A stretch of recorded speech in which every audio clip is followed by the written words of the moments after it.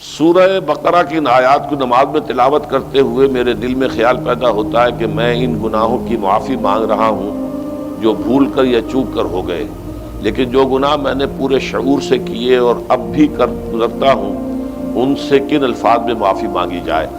وہ معافی مانگنے کے لیے تو یہ ہے کہ رب انی ظلمت نفسی ظلما کثیرا، جیسے حضرت آدم سے خطا ہوئی تھی اور حضرت حوا اور آدم نے دعا مانگی تھی ربنا ظلمنا انفسنا وان لم تغفر لنا وترحمنا لنکونن من الخاسرین، وہ دعائیں بھی قرآن مجید میں موجود ہیں۔ یا جیسے کہ حضرت یونس علیہ السلام سے غلطی ہو گئی تھی، اللہ کی اجازت کے بغیر وہ اپنی قوم کو چھوڑ کر چلے گئے، تو انہوں نے جو تسبیح کی ہے، جو ہمارے ہاں جس کی تسبیح بھی کی جاتی ہے اور اس کا آیت کریمہ کا جو ہے ورد کیا جاتا ہے، کہ وہ بھی اصل میں قلب کی گہرائیوں اور شعور کے ساتھ جو اگر ادا کی جائے تو بہت لا الہ الا انت سبحانک انی کنت من الظالمین، تو یہ جو ہے استغفر اللہ ربی من کل ذنب واتوب الیہ، یہ بھی ہے۔ تو مختلف ہے اس کے لیے کہ جو قرآن مجید میں بھی آئی ہے اور احادیث میں بھی ہے۔ البتہ توبہ کے بارے میں چونکہ ذکر آج ہوا ہے اور آپ نے سوال بھی کیا ہے، تو یہ بات واضح ہو جانی چاہیے، توبہ کی 3 شرطیں ہیں صحیح توبہ ہونے کی، اور یہ 3 شرطیں ہیں حقوق اللہ میں جو گناہ ہوا ہے اس کے ضمن میں۔ حقوق العباد میں ہوا ہے تو 4تھی شرط اور ہے۔ وہ 3 شرطیں کیا ہیں؟ گناہ پر حقیقی پشیمانی ہو، دل میں شرمندگی ہو، تعسف ہو کہ یہ کام میں نے کیوں کیا یا کیوں کرتا رہا اب تک، اور نمبر 2 عزم مصمم ہو کہ آئندہ ہرگز نہیں کروں گا، اور نمبر 3 اس کو چھوڑ دے بالفعل، وہ عزم مصمم پر عمل شروع ہو جائے۔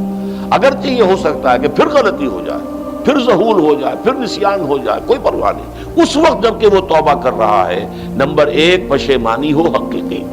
نمبر 2 عزم مصمم ہو کہ دوبارہ ارتکاب نہیں کروں گا، نمبر 3 بالفعل اس کام کو چھوڑ دے۔ 3 کام اگر ہوں گے تب جا کر حقوق اللہ کے ضمن میں وہ توبہ صحیح ہوگی۔ فَإِنَّهُ يَتُوبُ إِلَى اللَّهِ مَتَابًا، توبہ جیسے کی جاتی ہے اس کی یہ تقاضے ہیں۔ اگر تلافی کر سکتے تلافی کیجئے، کسی کا مال ہڑپ کر لیا تھا واپس کر دیجئے، اس کے بغیر معافی نہیں ہوگی۔ اگر وہ فوت ہو چکا ہے، واپسی ممکن بھی نہیں ہے، تو ٹھیک ہے، اللہ تعالیٰ کے ہاں جو ہے وہ اس کا آپ کی نیکیاں اس کے حوالے کر دی جائیں گی۔ یا یہ کہ اگر زندہ ہے آپ نہیں بھی دے سکتے اس کا مال، یا آپ نے جا کے کہا بھائی میں نے آپ پر تہمت لگائی تھی، میں آج معافی چاہتا ہوں، خدا کے لیے مجھے معاف کر دیں۔ اور یہاں تک آتا ہے بعض صحابہ کا طرز عمل کہ ایک صاحب اپنے اسی طریقے سے ساتھی سے معافی مانگ رہے تھے،